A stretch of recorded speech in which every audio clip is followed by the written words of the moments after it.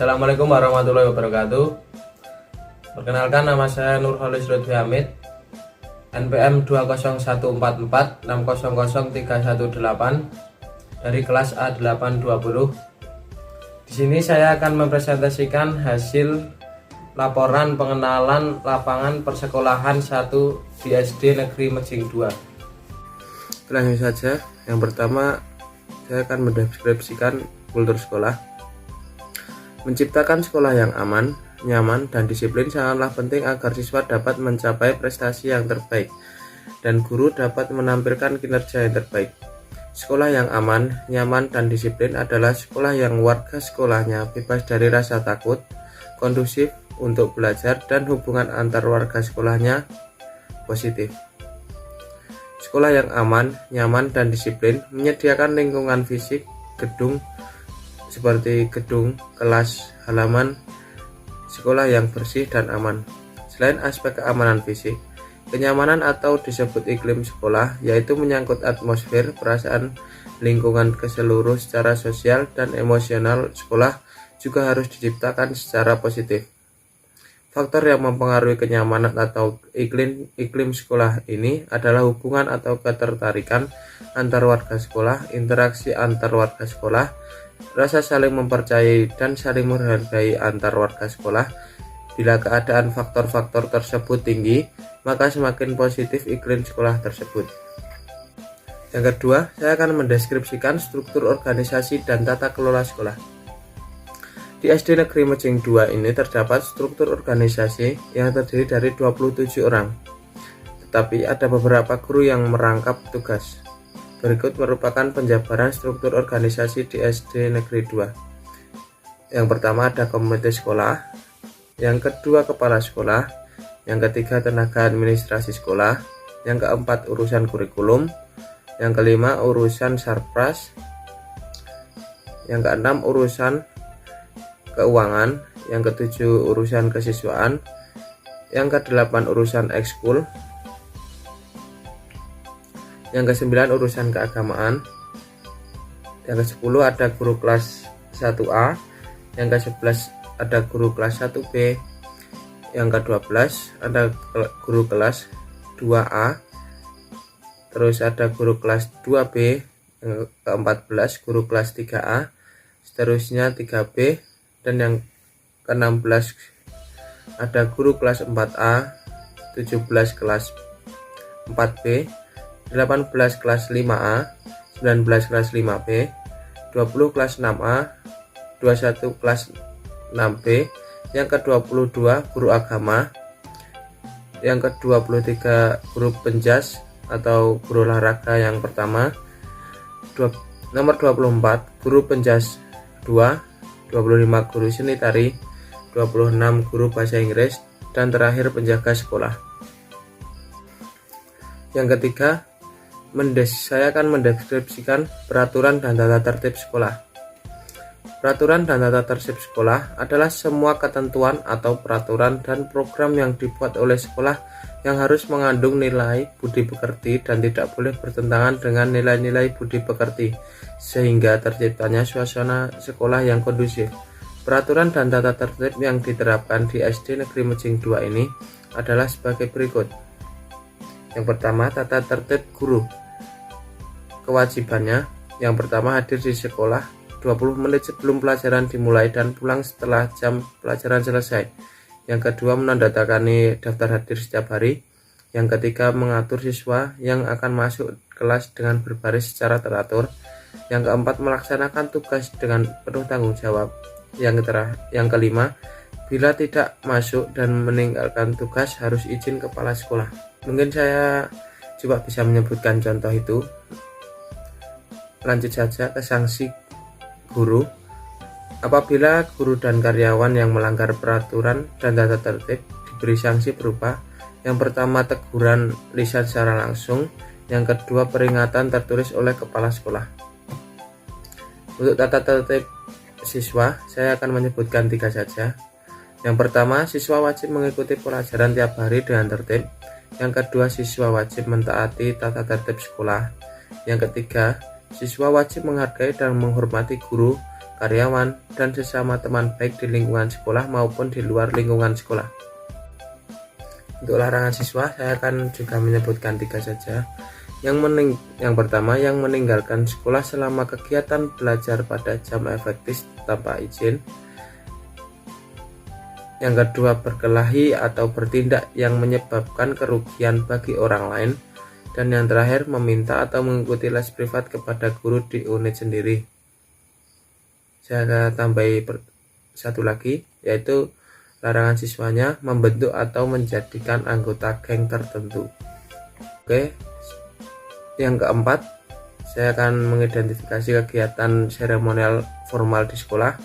Yang pertama ada upacara Hari Pramuka. Tujuannya adalah membentuk manusia yang berbudi pekerti luhur sehingga menjadi warga negara Indonesia yang berjiwa Pancasila. Yang kedua ada upacara HUT Republik Indonesia. Upacara ini dilakukan untuk mengenang dan juga menghargai jasa-jasa para pahlawan bangsa yang telah gugur memperjuangkan kemerdekaan. Yang ketiga ada upacara Hari Olahraga Nasional. Yang keempat ada upacara Hari Kesaktian Pancasila. Tujuannya adalah memperkuat kesetiaan sebagai warga negara sekaligus aparatus sipil negara agar selalu cinta terhadap Pancasila. Karena Pancasila merupakan ideologi negara yang harus dijunjung tinggi. Yang kelima ada upacara Hari Jadi Sleman. Yang keenam ada upacara Hari Pahlawan. Maksudnya upacara ini untuk mengenang dan memperingati perjuangan para pahlawan dan pejuang dalam mempertahankan kemerdekaan Republik Indonesia.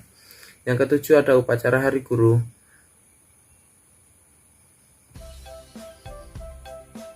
Yang kedelapan ada upacara Hari Kartini.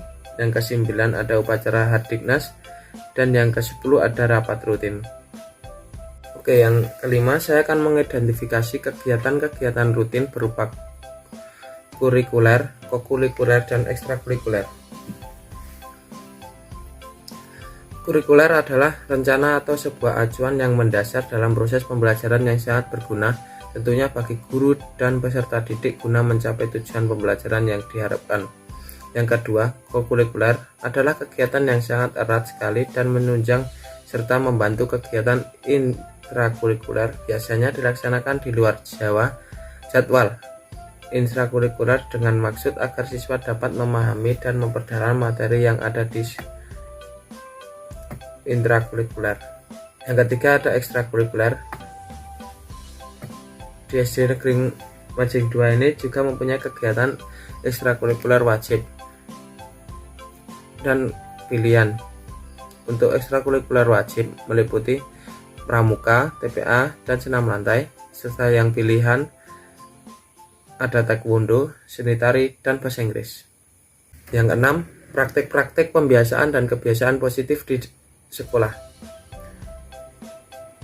Untuk di SD Negeri Majing 2 ini ada pembiasaan dan kebiasaan positif yang diterapkan.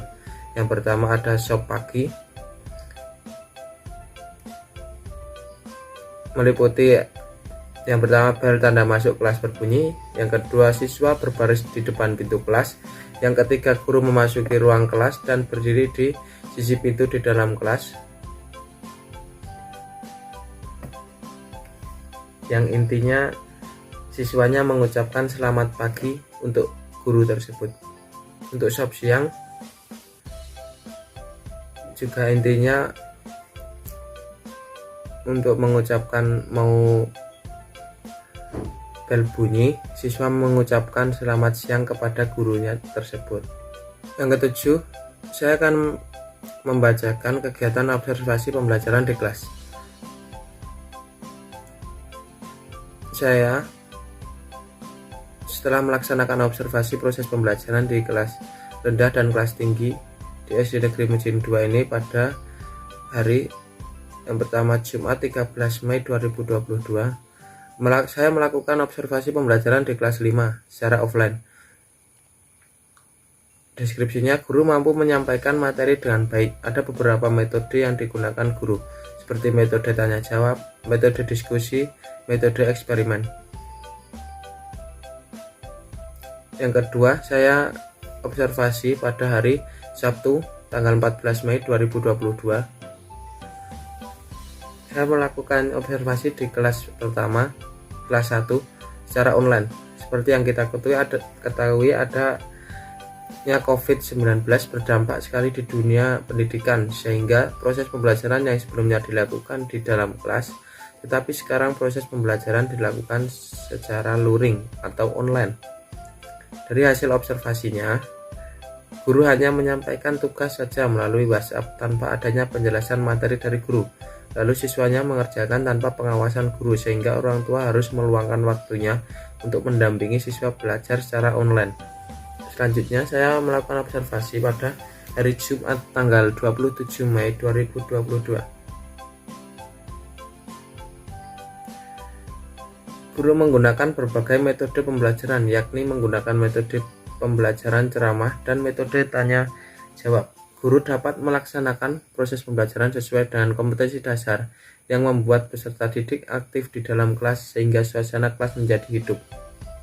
Yang terakhir, saya melakukan observasi pada hari Sabtu 28 Mei 2022. Saya melakukan observasi di kelas 3 secara offline. Guru menggunakan metode ceramah. Guru menjelaskan materi kepada siswa, kemudian siswa mendengarkan penjelasan guru tersebut. Setelah itu, siswa diminta untuk mengerjakan tugas. Dengan ini, keaktifan siswa di dalam proses pembelajaran masih kurang dan pembelajaran membuat siswa merasa bosan. Untuk yang terakhir, refleksi. Sebagai calon tenaga pendidik, kegiatan pengenalan lapangan persekolahan atau PLP 1 merupakan kegiatan yang sangat penting dan bermanfaat. Kegiatan PLP 1 ini meliputi aktivitas observasi, analisis, dan pengamatan langsung terhadap kegiatan proses pembelajaran di sekolah, kultur sekolah, manajemen sekolah, dan dinamika sekolah sebagai lembaga pengembangan pendidikan dan jati diri pendidik melalui pengumpulan informasi tentang pertama kultur sekolah, struktur organisasi dan tata kelola sekolah, peraturan dan tata tertib sekolah, kegiatan seremonial formal di sekolah, kegiatan kurikuler, kokurikuler, dan ekstrakurikuler, dan praktik pembiasaan dan kebiasaan positif di sekolah. Oke, begitu saja dari saya. Banyak salah kata saya, mohon maaf. Wabillahi taufiq wal hidayah. Wassalamualaikum warahmatullahi wabarakatuh.